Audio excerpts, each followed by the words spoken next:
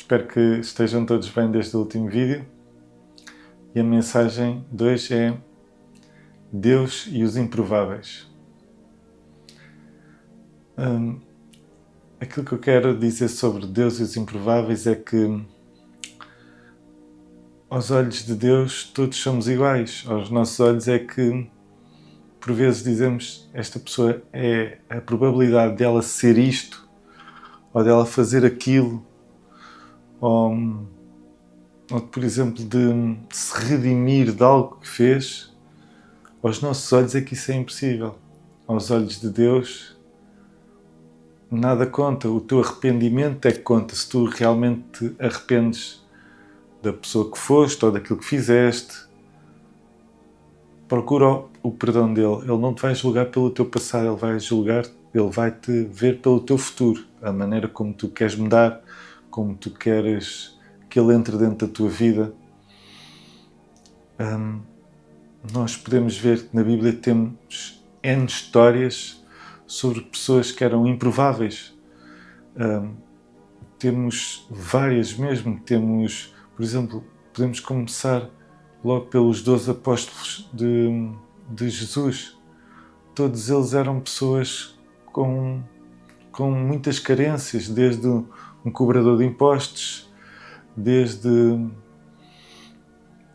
um que era como se fosse assassino, outro como o Pedro, que era super explosivo e ia tudo à frente dele. Ele não tinha, assim muito como se costuma dizer, papas na língua.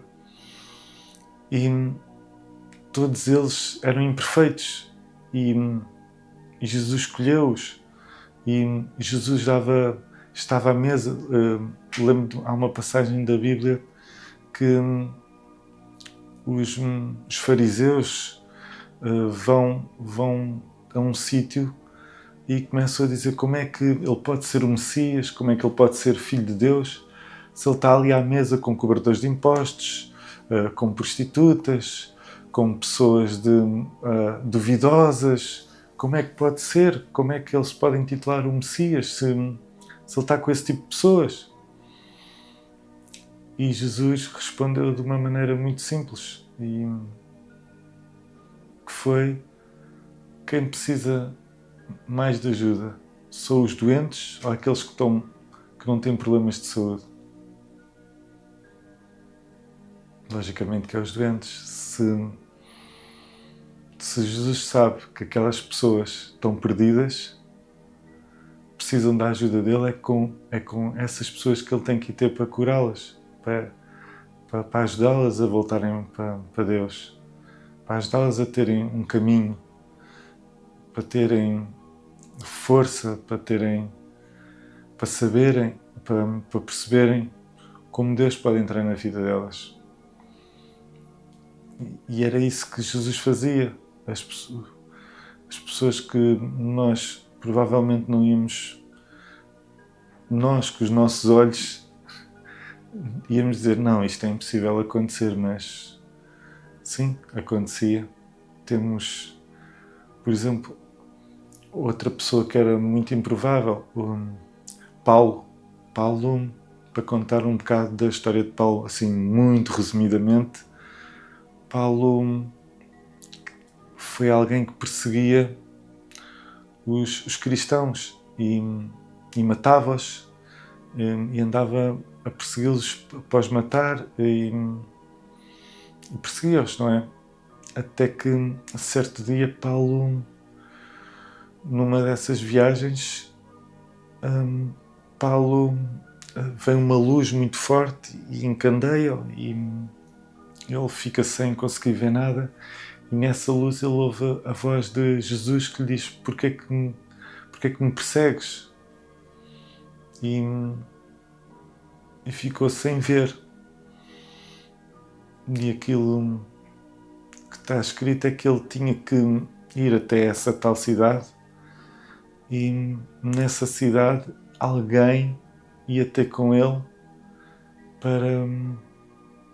para o ajudar e para o curar, que era alguém que Deus ia metê-lo no caminho. O que é certo é que Paulo vai para essa cidade, salvo erro, Damasco, e ao chegar à cidade, Deus fez com que Ananias, peço perdão se não foi o nome, mas eu acho que sim, Ananias, que tinha sonhado uma noite antes que vinha uma pessoa que vinha ao encontro dele, que estava invisual e que ia voltar a ver, e que às tantas horas ele fosse para aquele sítio da cidade que aquela pessoa ia chegar. E o que é certo é que Paulo chega à cidade, Ananias vê, fala com ele, e o que é certo é que foi dito a Paulo que Deus tinha mandado vir ter com ele para ele o curar, porque Deus, ele também era de Deus e há espaço para todos. Deus é de todos, basta tu quereres que Deus entre na tua vida. E a partir daí Paulo volta a ver, e a partir desse dia Paulo passa a pregar, em que é algo fantástico. Nós olhamos para uma pessoa que perseguia-os, matava-os, e passa ele a falar a favor deles, que é algo que não deve ter sido nada fácil, porque há um tempo ele vinha à cidade, matava-os e perseguia-os, e agora ele faz parte deles, dos cristãos, que espalham a palavra de Cristo pelo mundo, a palavra de Deus. E o que é certo é que Paulo é uma das pessoas muito importantes que são mencionadas na Bíblia. Ele escreve 13 cartas, ele faz 3 viagens muito grandes de peregrinação para espalhar a palavra, é preso inúmeras vezes por opressão, lá está. Tudo que é uma ameaça é um alvo a bater, e nós conseguimos perceber isso ao longo da história. Conseguimos ver que tudo o que pode ser uma ameaça ao sistema é para tirar do caminho, e vimos isso com Jesus Cristo, mas é algo que tinha que acontecer. É uma pessoa improvável. Temos N pessoas que passam na Bíblia, como Davi, que nós vemos que atirou a pedra ao Golias, que quase toda a gente sabe essa história, mas o Davi, pode-se começar que eles eram muitos irmãos, e no dia que chegou um senhor para ungir o filho daquela pessoa, porque Deus tinha falado com ele havia um dos filhos daquele senhor que ia virar rei de Israel, ia ser o segundo rei de Israel.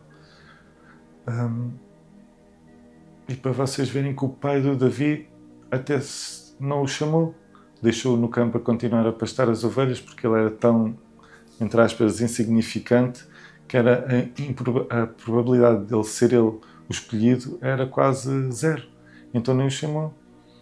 O que é certo é que Samuel não vê nenhum daqueles que Deus tinha dito, não vê aquele que Deus tinha dito que ia ser o futuro rei de Israel, e pergunta-lhe ele se ele não se está a esquecer de algum filho, e aí é que ele se lembra: tenho o Davi que está a pastar as ovelhas.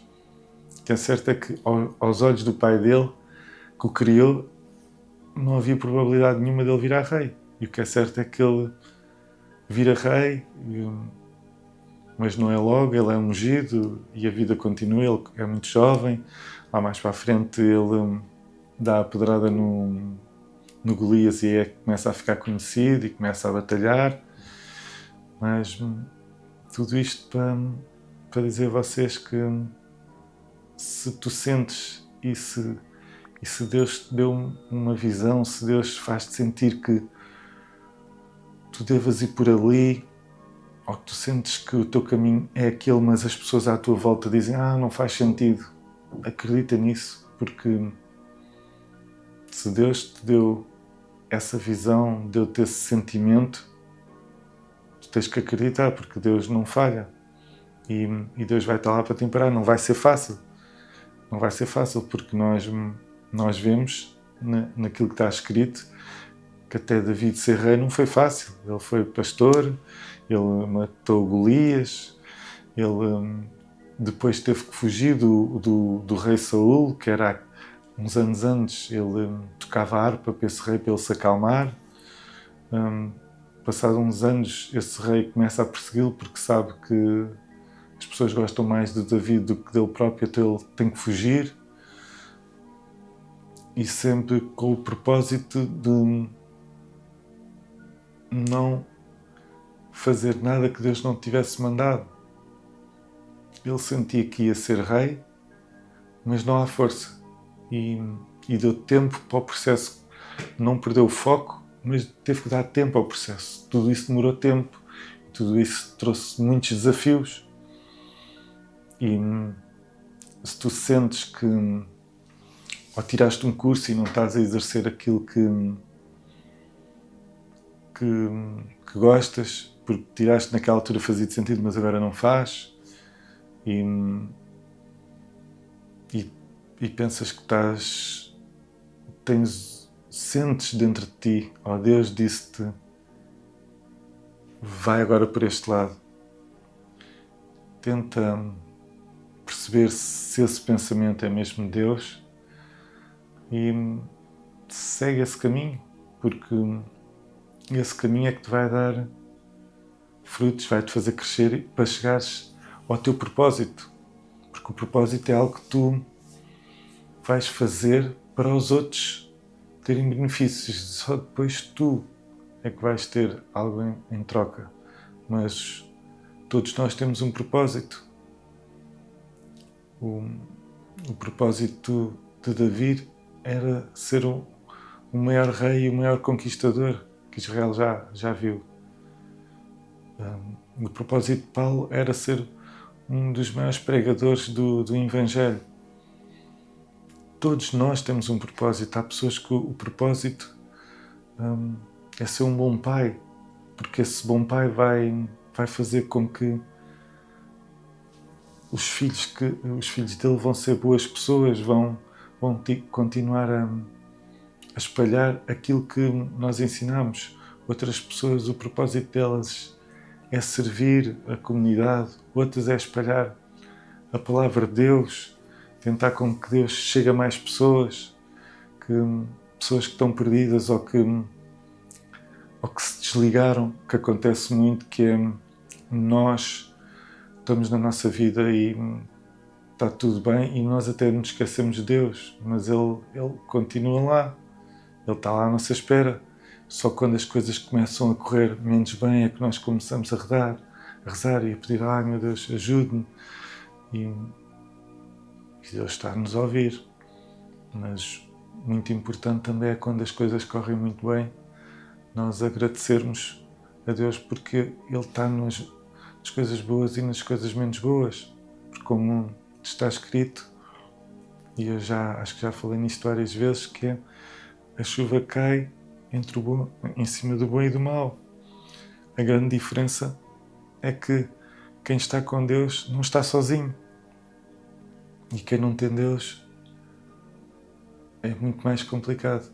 E nem consigo pensar como é que deve ser, porque